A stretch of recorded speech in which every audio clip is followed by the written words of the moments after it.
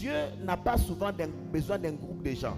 Dieu a besoin d'un homme, d'une femme qui saisit son cœur afin que les choses bougent. Toutes les personnes qui ont été proches de Dieu ont ressenti une seule chose, un seul fardeau, un seul battement, le salut des âmes. Et l'une des choses qui montre que quelqu'un connaît le cœur de Dieu, que quelqu'un ressent les battements du cœur de Dieu, c'est lorsque sa vie, son existence commence à tourner autour du salut des âmes. Quelqu'un a dit ceci: le cœur de Dieu bat au rythme des âmes. Quand tu te rapproches de Dieu, tu veux connaître un peu plus sur Dieu et que tu poses ta tête sur le torse de Dieu, c'est que tu entendras: j'ai un fardeau pour ce monde qui est perdu. Et il y a une telle vanité dans l'existence que la seule chose qui donne un sens à l'argent, à l'amour, aux enfants, à l'existence, c'est la mission, le salut des âmes.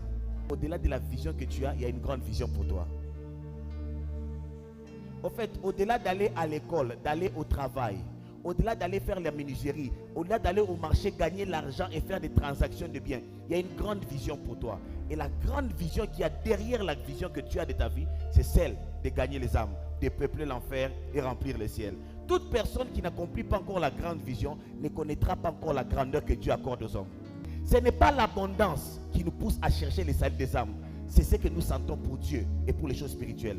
Car dans la mission, il y a les riches et les pauvres. Il y a les nantis et ceux qui sont moyens. Il y a les forts et les faibles. Tout dépend des prédispositions. Dieu va voir quelque chose en toi pour que tu entendes la voix de la mission. Dieu doit voir que tu es prédisposé à abandonner. Quand on répond à l'appel de Dieu, on ne répond pas à l'appel à la renommée. On répond à l'appel au travail. Libérer des captifs.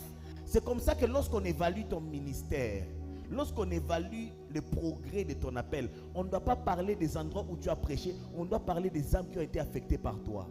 Car il y a des gens qu'on entend, c'est comme si c'était des bruits. Lorsqu'ils passent et leur message passe, ils ne laissent pas de traces dans les cœurs des gens.